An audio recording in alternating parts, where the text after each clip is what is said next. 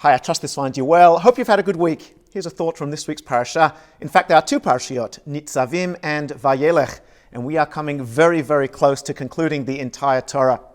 In the Parsha, Moses, receives the message from up on high, from his Creator, that he is about to pass away. Hein karvu yamecha lamut. Behold, says God, the day of your passing is fast approaching.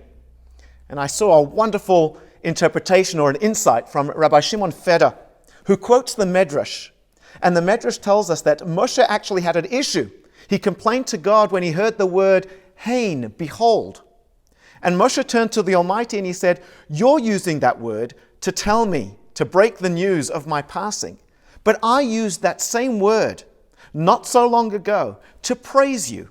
How can you use a word that I used to praise you to let me know of my impending passing? And the Medrash goes on to tell us, gives us a parable. It's as if somebody comes in front of the king and presents the king with a beautiful sword.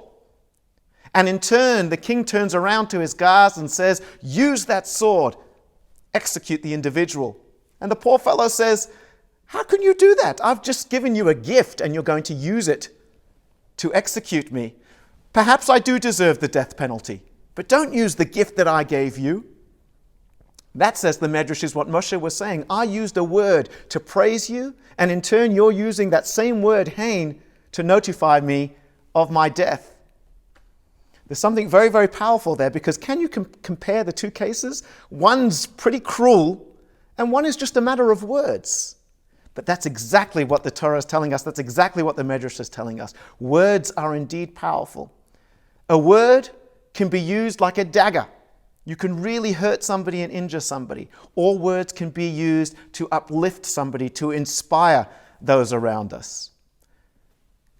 Just a week before Rosh Hashanah, the words that we use when we talk about ourselves, when we talk to ourselves, the words that we use when we talk about or to others, we should think about, are the words that we're using like daggers, causing harm, or are they words that uplift and inspire and motivate?